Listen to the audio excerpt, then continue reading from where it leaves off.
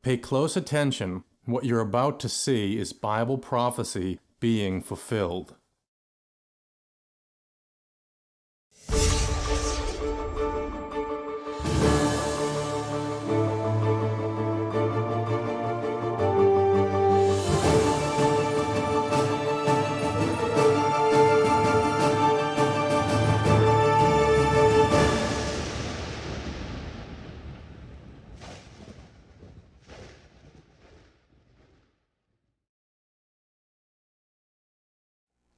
Welcome to another edition of YPN News, bringing you news as it relates to Bible prophecy and foretold by Yisrael Hawkins. Well, drone strikes on Saudi oil field kind of put a little hurting on them, and of course, the scare of how that's going to affect the oil markets internationally.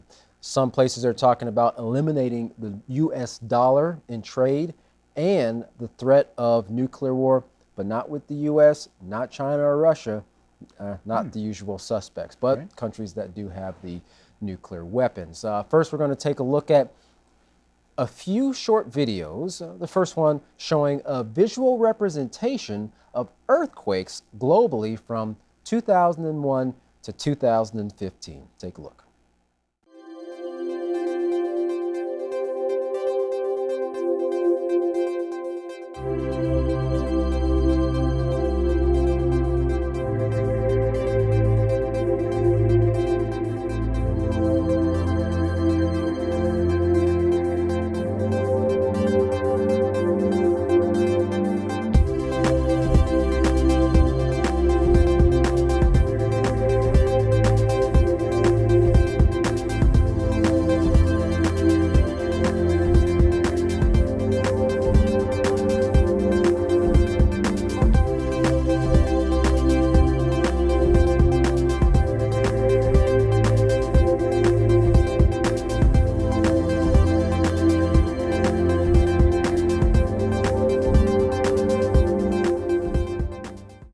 Well, you can certainly see how they have increased quite a bit there over the past 15 years, even with the little with the demonstration they showed. But very interesting how so many of the quakes are on certain fault lines, and that is what we've mentioned before, like California sitting on that fault line, which people are very worried about, a very big earthquake taking place there, and you know, California suffering some severe you know, destruction there. But interesting how those earthquakes have really increased over the past few years. And not only in frequency, but also intensity as well.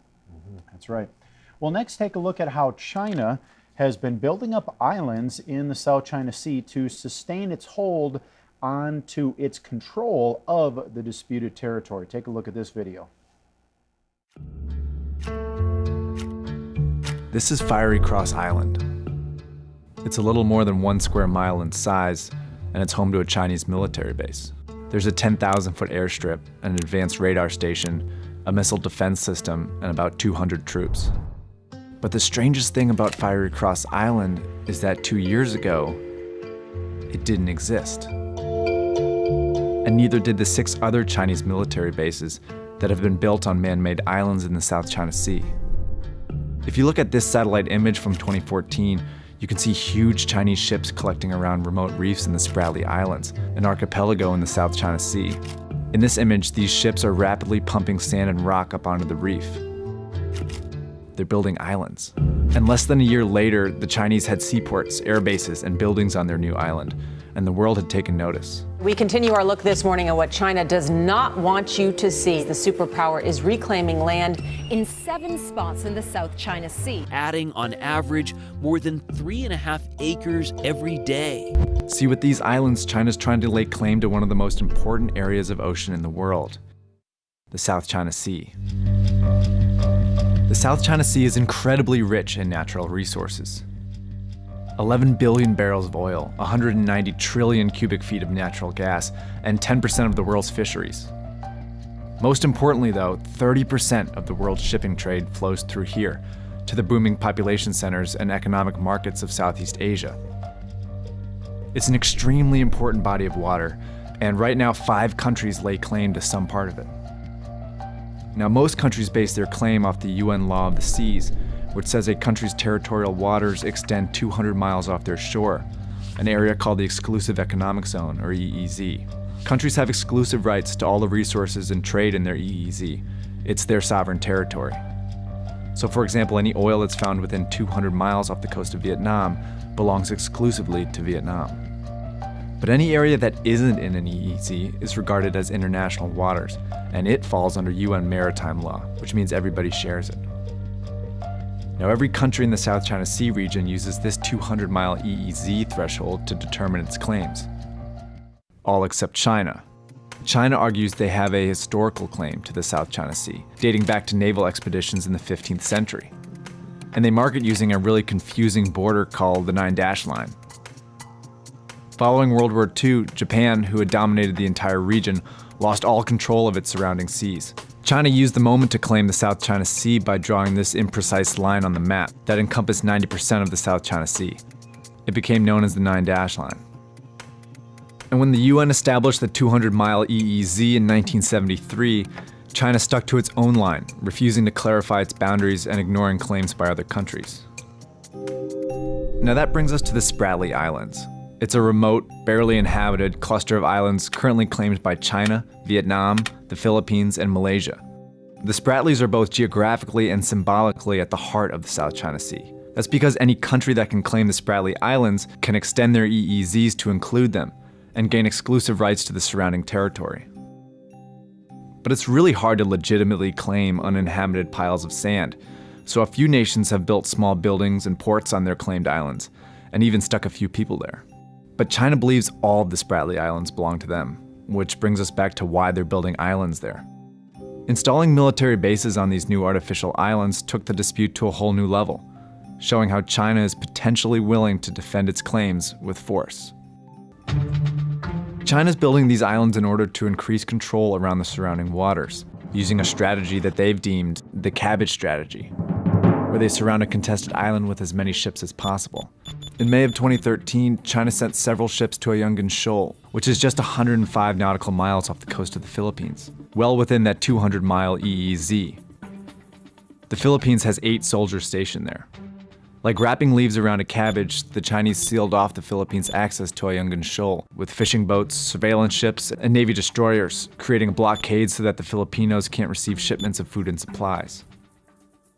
By building their own man-made islands, China is essentially building naval bases. The more islands they have, the more ships they can support, and the more territory they can slowly take control of.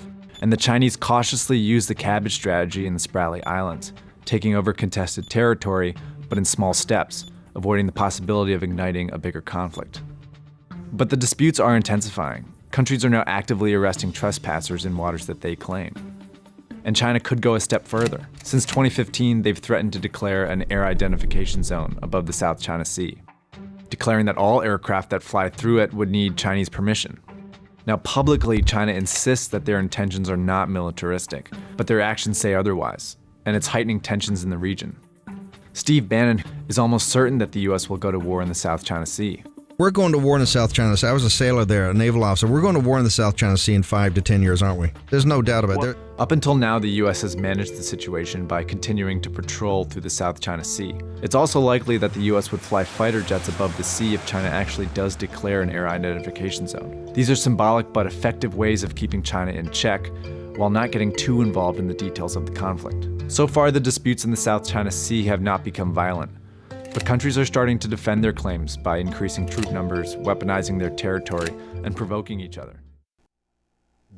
Well, I know that we brought out before that the international waters start 200 miles off of a country's coast, and with China, the farther they can get those islands out there, of course, the farther their territory expands. And as we've mentioned before in previous news reports, that area is rich in mineral resources, oil being one of them, which is, of course, part of the reason why some say the U.S. is becoming more involved in the South China Sea as a way to help other countries as well, so that they can kind of tap into something that China, as of yet, has not tapped into. Right, and really nobody's tapped into it as of yet, but a lot of ingenuity there with the Chinese in how they built actually those islands and now have structures, air bases. I mean, you know, it's not just piling up a little sand. They've made them to where they could house huge structures Right. and function just fine. So very interesting there in the South China Sea. Well, the recent drone attacks on Saudi oil fields have put fearful speculation in the oil markets that this attack could disrupt the global oil supply of crude. The attack knocked out over 5.7 million barrels of Saudi oil. Saudi Arabia provides about 10% of the world's oil, and the U.S. prices rose as a result over 9%, as well as international benchmark prices, which rose over 10%. Now, those 5.7 million barrels that were taken off the market represents about half of the Saudi Arabian export, the most of which goes to Asian markets, that being China, Japan, India, South Korea as the top markets, as well as some of that oil going to the U.S., of course, being last. Although there have been many other attacks on oil fields in the past, this latest one tops them all in relation to maximum daily loss. Now, the next closest being the Iranian Revolution, which resulted in the loss of 5.6 million barrels a day supply. Now, the Saudis have pledged that their stockpiles, which is about 27 days worth, would keep the oil market supplied. Now, those supplies are not only kept in Saudi Arabia, but also in Egypt, Japan, and the Netherlands. President Trump said in a tweet that the U.S. doesn't need Middle Eastern oil and credits himself with making the U.S. as the #1 energy producer in the world. Well, back in 2012, the U.S. produced over 14 million barrels of oil per day, with Saudi Arabia being next with 11 million barrels of oil per day, and followed by Russia, the three of those countries which make up over 40% of the world's oil produced. Now, the reason we're not seeing major increases in oil prices in the U.S. Is because much of the oil that we receive comes from the United States. We produce so much oil that it's not really affecting us. But the market might be affected elsewhere internationally until the facility can get back on track, which some could say could take weeks, it could take months, but nobody really knows as of yet. Well, Saudi Arabia needs their oil prices to be at $85 a barrel for them to be able to budget their economy. So if oil prices increase, that's not a bad thing for Saudi Arabia. Now, with Venezuela and Iran's oil not on the market, that leaves Saudi Arabia to pick up the slack, which means they benefit from price increases. More sanctions are being levied against Iran, as well as U.S. military leaders who are meeting with President Trump with the wide range of military options to decide on how the U.S. should respond to the attacks on the Saudi Arabian oil fields. That response will be based on what the U.S. and the Saudi government can prove in linking the attacks as directly coming from Iran. President Trump has warned that military action against Iran could escalate into all-out war, something President Trump has said in the past that he does not want. Well, it seems U.S. and Saudi fingers are pointed at Iran for the recent drone and missile attacks, but Iran is firing back, insisting that they are laying the blame on Tehran because it would be too embarrassing to admit the alternative. That alternative is that some rebel Houthi fighters from Yemen could have carried out a military strike of this magnitude, which resulted in so much damage. But the Saudis say the technology used in the attacks, direction of incoming missiles and drones, as well as the recovered debris, all lead back to Iran. Due to the deployment of U.S. troops to the region, Foreign Minister Javad Zarif warned that if the Aramco incident is used as an excuse to attack his country, Iran will have to defend itself. He also cautioned President Donald Trump not to listen to the Saudi allies, which would march him straight into war with Iran. Well, the rhetoric between the U.S. and Iran has clearly heated up and shows how far they have come away from the negotiating table.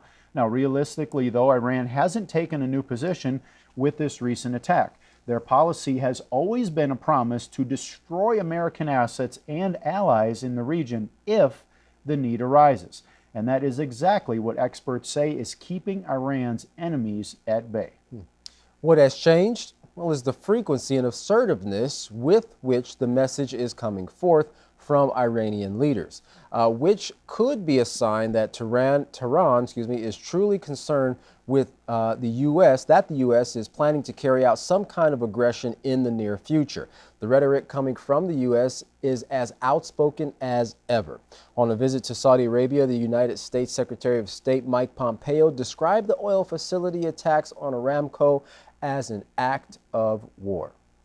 Well, as a result, Pompeo promised, quote, "There will be more sanctions. We have set about a course of action to deny Iran the capacity and the wealth to prevent them from conducting their terror campaigns. And as you can see from the events of last week, there's still more work to do," he said. "We're going to continue to drive toward that end. You cannot fail to see the failed policy of giving money to this regime by what happened in Saudi Arabia." Meanwhile, Iran's government continues to remind the world that it was Yemen's Houthi fighters who claimed responsibility for the attacks last week on Saudi's oil infrastructure. And the Houthis themselves might consider these most recent attacks, if carried out by Iran, as retaliation for an ongoing Saudi war that was sparked by a Saudi-led invasion.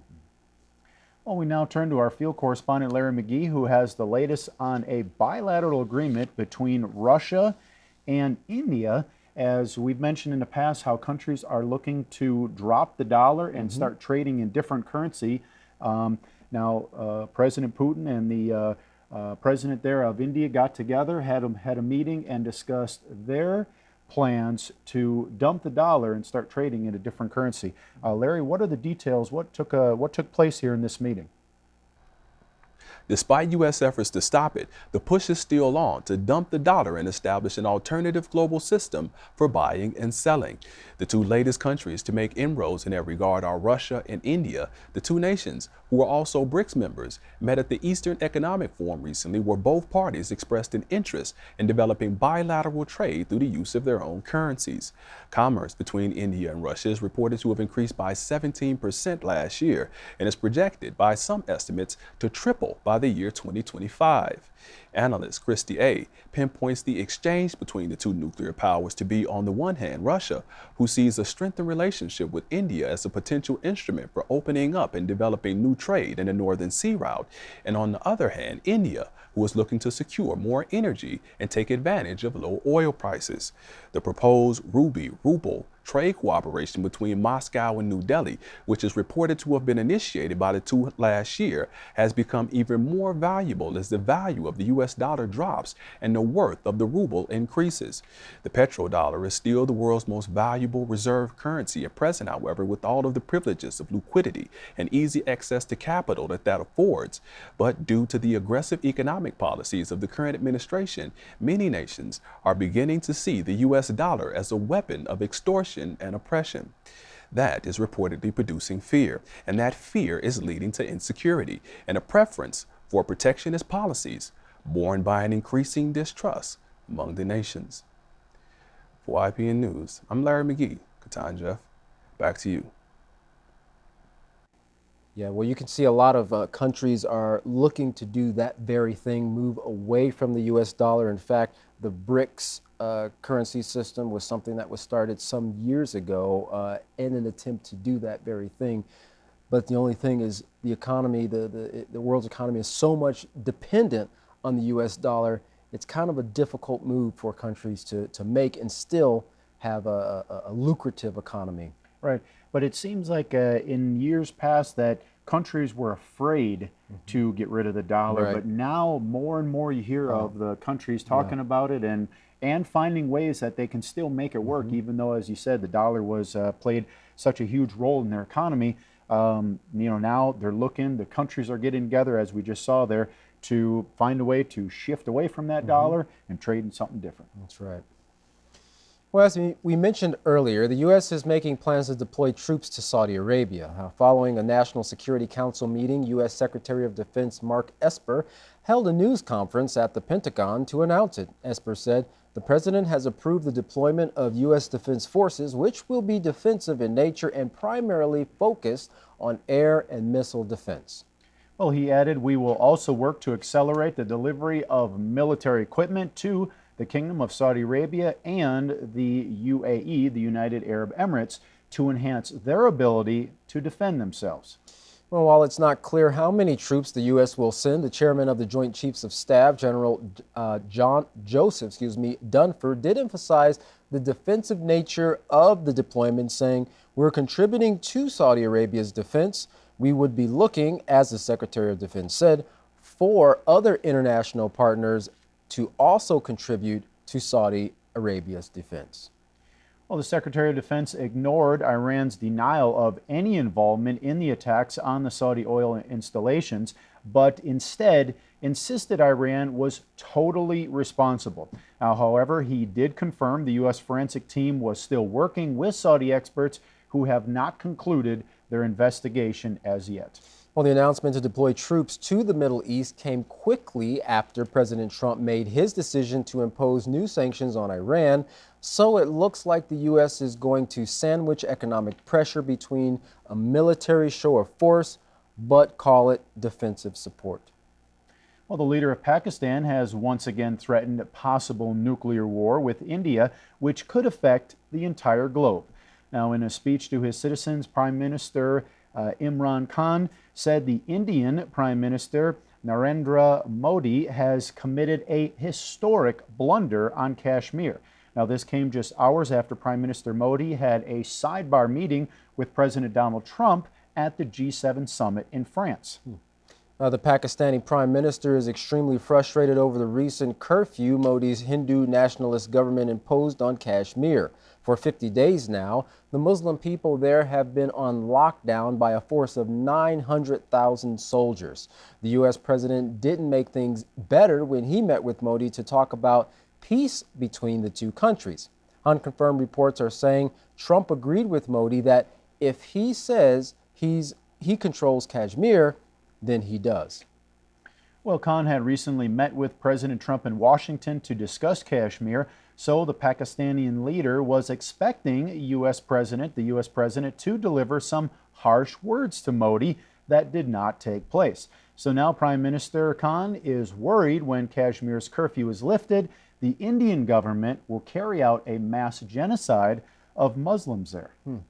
So Khan's resorting to threats of a nuclear strike on India if Modi does not let Kashmir loose. And he's not just threatening India, Jeff, he's warning the global community that if a nuclear war takes place between India and Pakistan, the entire world will suffer repercussions from it. And that, of course, is what we're seeing with a lot of these nations who do have the nuclear bombs or weapons, that they're becoming more emboldened to use them, where before it was the worry of, well, we don't really want to use this and draw another country in the war. They're just pretty much putting it out on the table. Look, if it comes to it, we'll use these weapons if we have to. Right. The threats seem a lot closer now. And as you mentioned, a lot of leaders, they use that, that when they say all options are on the table, right, well, they mean if we have to, we're going to use nuclear weapons. Yeah. So you're right. It's just a matter, it's not if, but when they do decide to use nuclear weapons. And as the leader here said, that it doesn't just threaten that area where they're used. It's going to affect the entire globe. You can't,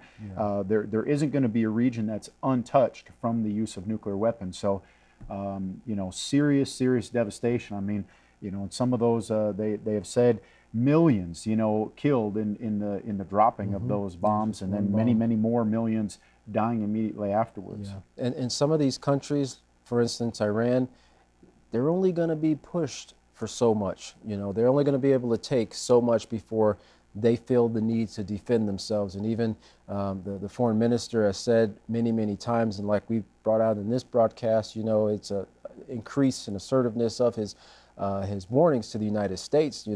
They have nothing to gain from firing a missile at Saudi Arabia, but if the U.S. uses this as a means to attack their country, then we'll do what we need to do to defend ourselves. So we're seeing all the nations in this conflict in and around that great river Euphrates push closer and closer to war every single day. Yeah, and that's all a very interesting point you made there. It's all in that quarter part of the earth that Yeshua Hawkins continues to mention there.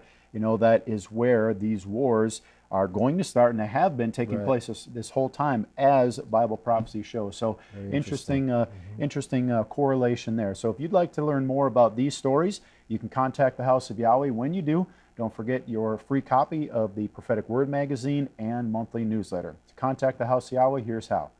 To contact the House of Yahweh, you can write them at the House of Yahweh, P.O. Box 2498, Abilene, Texas 79604.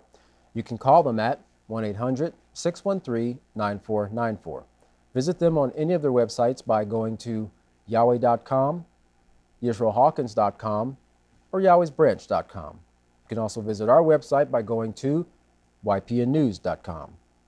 You can email the House of Yahweh at info@yahweh.com. And for all calls outside the United States, please dial the number on your screen. And as mentioned before, don't forget the Yisrael Says and Ask Yisrael programs, which are available free online for you 24 hours a day, 7 days a week, to aid you in your study and understanding of the Holy Scriptures and the prophecies that pertain to this time period. You can find those by typing in YisraelSays.com and AskYisrael.com. Well, don't go anywhere. Up next is a very special message from Yisrael Hawkins. From all of us here at YPN News, I'm Jeffrey Heimerman. And I'm Katan Alexander. Thanks for watching.